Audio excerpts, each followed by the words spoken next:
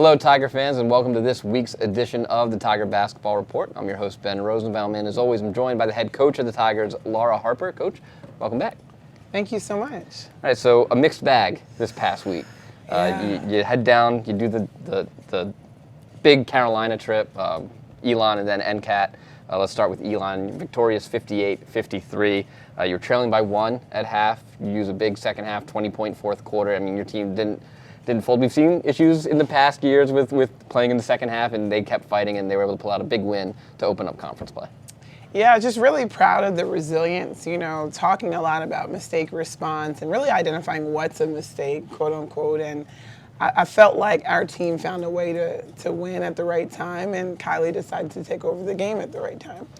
Yeah, both Kylie and Patricia Enumba with double digits, and then you get a very spread out scoring output. India, Kayla, Quinn, and Lex all Kayla probably had her best game so far as a Tiger. For sure. That's the kind of offense you're looking for, where you can have Kylie kind of take it over, you can have Patricia Enumba or somebody else go off, and then everybody else really contributes, not necessarily double digits, but across the board it's an even scoring output. That's a lot of depth to show off. Of course. I don't think we've even tipped the surface of just our offensive capability. So, it was nice that it was spread. It was nice for, Kayla to get some of her shots to fall. So overall, we were happy with just finding a way to win that game. And let's talk about Kayla for a second. We did talk about this last week. More experience and more output's going to come from her getting actual game experience. Like you've said, she's been on the scout team. She's dominating scout team in that role, but now she's playing in games. Is that something you kind of have to let her go through the growing pains right now of getting back to playing competitive basketball?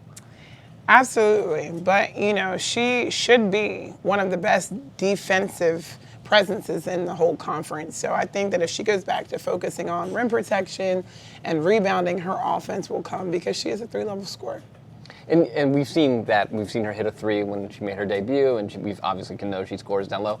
Is there an area you'd like her to more focus on attacking, or do you want her, when she has the ball in her hand, to just find the right play and make the play? It's interesting because we put a new rule because right now 5 out of 20 of her current shots are not in the paint. So I said it's got to be 50-50. At her size, at her ability, half her shots need to be within 15 feet or in. And then, so you get the win at Elon, you hit the road, North Carolina A&T, a tough loss in overtime, 62-52. Just your thoughts coming out of the game. A tough loss in conference play.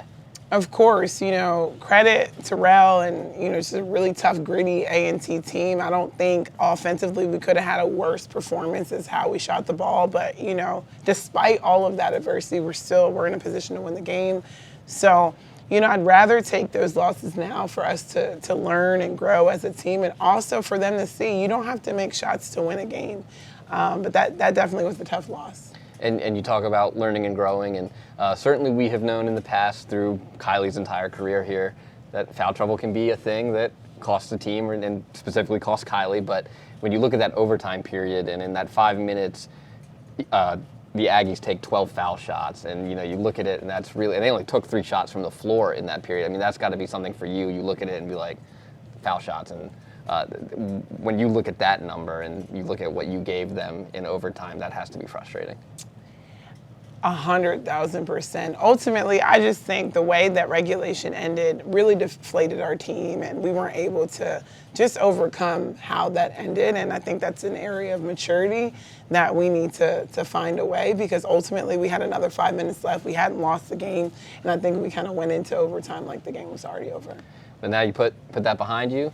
You have your first split, your conference split weekend ahead of you now. Home against StonyBrook and then on the road against Campbell. Have you thought about the logistics of this? And we talked a little bit about it off air last week about, having to balance that. And do you feel like your team's ready to face that? I hope so.